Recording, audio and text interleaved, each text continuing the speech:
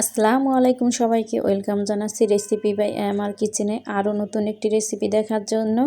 আজকে খুবই মজাদার একটি পিঠার রেসিপি শেয়ার করব। বিকেলে নাস্তায় বা অতিথি আপ্যায়নে একদম জমে যাবে এই নাস্তাটি।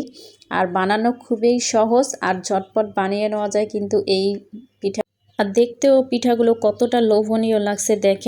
কারো সামনে যদি এই পিঠাগুলো বানিয়ে দেন তাহলে দেখেই আসলে মন ভরে যাবে। দেখতে এতটা সুন্দর, আসলে দেখেই বুঝতে পারছেন কতটা। তো আশা করি আমার আজকের এই ভিডিওটি আপনাদের কাছে ভালো লাগবে। আর ভালো লাগলে বরাবরের মতো প্লিজ আমার চ্যানেলটা সাবস্ক্রাইব করে পাশেই থাকবেন। আর একটা অনুরোধ, ভিডিওটি বেশি বেশি শেয়ার করে দিবেন। আর আমার ভিডিও সবার আগে পেতে চ্যানেলটা সাবস্ক্রাইব করে পাশে থাকা অল বেল আইকনটিও বাজিয়ে রাখবেন, যাতে করে আমি নতুন কোনো রেসিপি চাইলে সাথে সাথে নোটিফিকেশন চলে যায়। চলুন তাহলে কথা না বাড়িয়ে চলে যাই পিঠার মূল রেসিপিতে। তো পিঠা বানানোর জন্য প্রথমে আমাদের একটা ডো তৈরি করে নিতে হবে। তার জন্য এখানে আমি দুধ দিয়ে দিলাম, 1.5 কাপ পরিমাণে দুধ এখানে দিয়ে দিলাম হাফ চা চামচ লবণ। লবণটা দেওয়া হয়ে গেলে এখন এর মধ্যে দিয়ে দিচ্ছি আমি হাফ কাপ পরিমাণে চিনি। তো চিনিটা দেওয়া হয়ে গেলে অপেক্ষা করব চিনিগুলো গলে যাওয়া পর্যন্ত।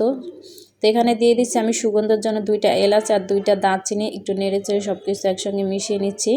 তো ভালোভাবে দুধটা বলক এসে গেলে এখন এর মধ্যে আমি দিয়ে দিব ভরে ভরে 2 কাপ ময়দা। আপনারা চাইলে কিন্তু ময়দার পরিবর্তে এখানে আটা দিয়েও কিন্তু এই পিঠাটা তৈরি করতে পারবেন। তো ময়দাটা দেওয়া হয়ে গেলে এখন ভালোভাবে সব কিছু একসঙ্গে মিশিয়ে নিচ্ছি। আর এখানে আরেকটা জিনিস খেয়াল রাখতে হবে যে আমাদের এই ডোটা কিন্তু বেশি নরম করে তৈরি করা যাবে না, একটু শক্ত টাইপের করেই তৈরি করতে হবে। তো পরবর্তীতে আমরা যে ডিম ইউজ করব এর মধ্যে, তার জন্য না হলে কিন্তু পরবর্তীতে আবার বেশি নরম হয়ে যাবে ডোটা। তো আমি কিন্তু 1.5 কাপ দুধের জন্য আমি 2 কাপ পরিমাণে কিন্তু এখানে ময়দা ব্যবহার করেছি। আর এখানে আপনারা যতটুকুই দুধ নেন না কেন তার থেকে বাড়িয়ে কিন্তু ময়দা বা আটা যেটাই নেন না কেন একটু বাড়িয়ে দিতে হবে। তা আমি কিন্তু বেছে বেছে এলাচ আর দারচিনিগুলোও কিন্তু ফেলে দিয়েছি। এখন আমি একটা ছড়ানো প্লেটের মধ্যে নিয়ে এখন ভালোভাবে একটা ডো তৈরি করে নিব। আর দেখেন এই ডোটা কিন্তু আমি নরম করে একবারে তৈরি করিনি, একটু শক্ত টাইপের হয়েছে। আর এটা কিন্তু আমি চুলার উপরে রাখিনি, আমি কিন্তু ময়দাটা দিয়ে সাথে সাথে নেড়ে চেড়ে কিন্তু নামিয়ে নিয়েছি। 1 মিনিটের মতো আমি ময়দাটাকে একটু মথে নিয়েছি। এখন এর মধ্যে আমি দিয়ে দিচ্ছি একটা ডিম, বড় সাইজের একটা ডিম এখানে আমি ইউজ করেছি। আর আপনারা যদি ডিমের পরিমাণটা না বুঝতে পারেন সেক্ষেত্রে আলাদা একটা বাটিতে ডিম গুলে তারপরে এখানে ব্যবহার করবেন। অল্প অল্প করে দিয়ে তারপরে সফট একটা ডো তৈরি করে নিতে হবে। আমি দেখতে পাচ্ছেন একটা ডিম কিন্তু আমি একটা বড় সাইজের এখানে একটা ডিম নিয়েছি। আপনারা যদি ছোটো সাইজের নেয় সেক্ষেত্রে আপনাদের কিন্তু দুটো লাগতে পারে। তো তার জন্য বলছি আলাদা একটা বাটিতে গুলে তারপরে কিন্তু আপনারা ব্যবহার করতে পারেন।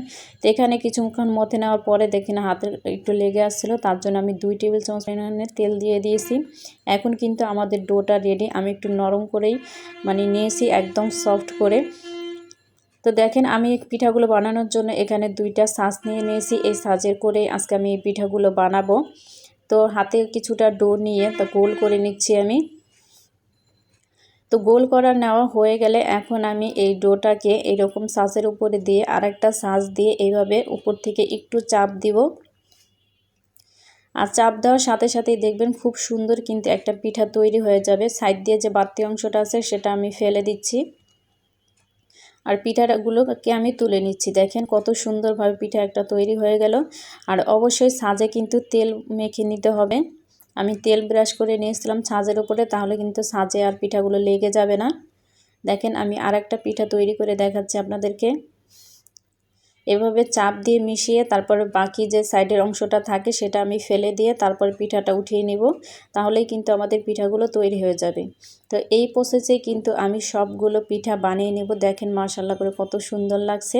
তো আমি পিঠাগুলো বানিয়ে নিয়েছি, এখন আমরা এই পিঠাগুলো ভাজতে যাব। তো ভাজার জন্য এখানে পর্যাপ্ত পরিমাণে তেল বসিয়ে দিয়েছি আমি একটা ফ্রাই প্যান। আর তেলটা হালকা গরম হয়ে গেলে তারপরে কিন্তু এই পিঠাগুলো দিয়ে দিচ্ছি আমি। আর এই পিঠাগুলোও চেষ্টা করবেন ডুবো তেলে ভেজে নেওয়ার জন্য। তো পিঠাগুলো দেওয়া হয়ে গেলে অপেক্ষা করব একটা পাশ হয়ে আসা পর্যন্ত। একটা পাশ হয়ে গেলে তারপর আমি এই পিঠাগুলো উল্টে দিচ্ছি। আর এই পর্যায়ে চুলার আঁচটা থাকবে মিডিয়াম টু লো এর মাঝামাঝি। চুলাটা কিন্তু বাড়িয়ে তারপর পিঠাগুলো ভাজা যাবে না, মিডিয়ামের চাইতে একটু কমে রেখে তারপরে এই পিঠাগুলো ভেজে নিতে হবে। না হলে দেখা যাবে যে উপরে কালার চলে আসবে, ভিতরে কিন্তু ভালো মতো সিদ্ধ হবে না, পিঠাটা খাস্তা হবে না। তো দেখতে পাচ্ছেন আমার একটা সাইড হয়ে যাওয়ার পরে কিন্তু আমি পিঠাগুলো উল্টে দিচ্ছি। তো এইভাবেই কিন্তু নেড়েচেড়ে ভেজে আমি কালার করে নিব। দেখতে পাচ্ছেন গোল্ডেন ব্রাউন করে আমি পিঠাগুলোকে ভেজে নিয়েছি। তো আমার এই পিঠাগুলো হয়ে গেছে। আমি একটা ছাঁকনির সাহায্যে তেলগুলো ছেঁকে তারপরে উঠিয়ে নিচ্ছি। দেখেন মাশাআল্লাহ করে কত সুন্দর লাগছে পিঠাগুলোর কালারটা। তো আমার এই পিঠাগুলো হয়ে গেছে। আমি সবগুলো পিঠা এইভাবে তেল ঝরিয়ে তারপরে উঠিয়ে, আর এই পিঠাগুলো ভাজার জন্য আমার সময় লেগেছে 5 থেকে 7 মিনিটের মতো। এর সময় লাগে না এই পিঠাগুলো ভাজতে। তো দেখলেন তো কত সহজে কিন্তু এই পিঠাগুলো বানানো কিন্তু একদমই সহজ, ঝটপট কিন্তু এই পিঠাগুলো বানিয়ে নেওয়া যায়। আর খেতেও আলহামদুলিল্লাহ অনেক বেশি মজা। একবার বানিয়ে খেলে আমার মনে হয় যে আপনারা বারবারে বানিয়ে খেতে ইচ্ছে করবে। এই পিঠাগুলো অনেক বেশি মজা। এই পিঠাগুলো দেখতে যেমন সুন্দর, খেতেও আলহামদুলিল্লাহ তার চাইতে বেশি মজা।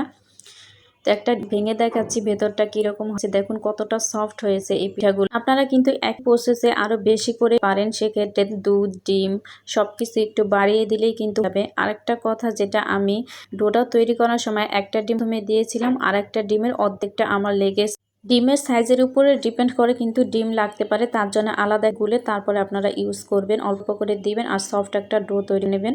তো আশা করি আমার আজকের এই ভিডিওটি আপনাদের কাছে ভালো লেগেছে। ভালো লাগলে প্লিজ আমার চ্যানেলটা সাবস্ক্রাইব করে ভিডিওটি বেশি বেশি শেয়ার করে দেবেন। আজ এই পর্যন্তই, আল্লাহ হাফেজ।